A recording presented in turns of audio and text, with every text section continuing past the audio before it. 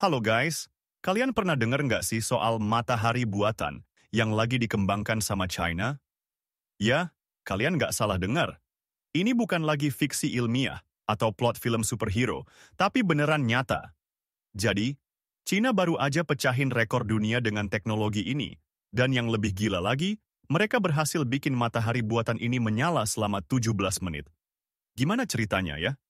Nah, sebelum kita bahas lebih dalam, pasti banyak yang penasaran. Apa sih sebenarnya matahari buatan ini? Oke, gini guys.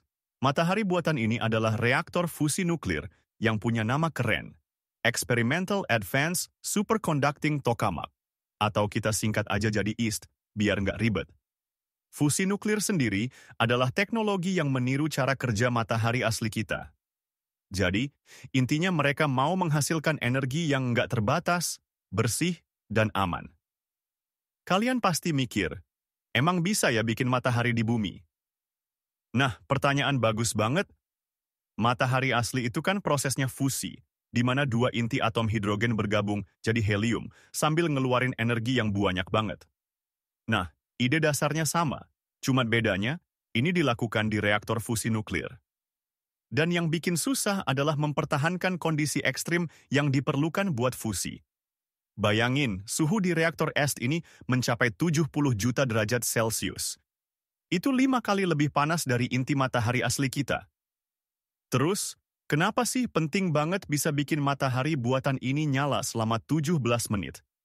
Jadi gini, salah satu tantangan terbesar dalam teknologi fusi nuklir adalah mempertahankan plasma superpanas itu dalam waktu lama. Plasma itu kayak bahan bakar buat fusi nuklir. Kalau nggak bisa stabil, energinya malah hilang percuma. Sebelumnya, EAST cuma bisa stabil beberapa detik. Tapi dengan nyala 17 menit ini, itu pencapaian besar banget. Ini ngasih harapan kalau kita semakin dekat buat memanfaatkan energi fusi sebagai sumber energi masa depan. Ngomong-ngomong soal energi masa depan, kalian pasti udah denger kan, kalau dunia sekarang lagi krisis energi. Sumber energi fosil semakin menipis, dan yang lebih parah lagi, energi fosil itu bikin polusi parah. Makanya, energi terbarukan kayak matahari, angin, dan air jadi sorotan. Tapi, masalahnya, energi-energi terbarukan itu masih belum bisa sepenuhnya menggantikan energi fosil. Nah, fusi nuklir ini, kalau berhasil, bakal jadi solusi yang sangat menjanjikan. Kenapa? Karena fusi nuklir nggak menghasilkan limbah berbahaya, dan bisa menghasilkan energi dalam jumlah yang hampir nggak terbatas.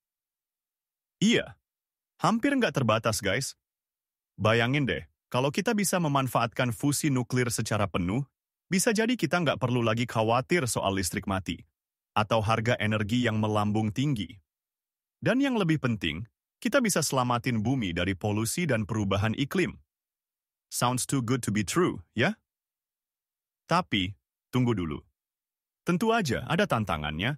Salah satu tantangan terbesar adalah soal pendanaan. Pengembangan teknologi fusi ini super mahal. Dan selain itu, teknologi ini juga belum 100% aman. Kalau reaktor fusi nggak dikendalikan dengan baik, risikonya besar banget. Tapi, para ilmuwan optimis, kok? Mereka percaya dengan riset yang terus dilakukan, kita akan sampai di tahap di mana fusi nuklir bisa digunakan secara komersial. Sekarang kalian mungkin mikir, terus kapan nih kita bisa pakai teknologi fusi ini di rumah?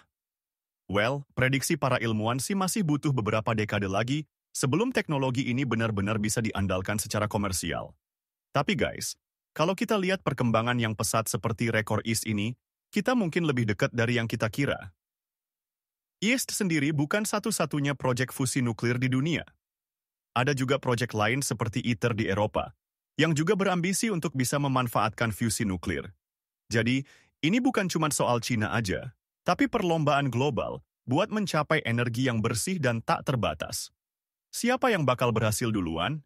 Nah, itu yang seru buat kita tunggu. Oke guys, gimana? Keren banget kan teknologi ini?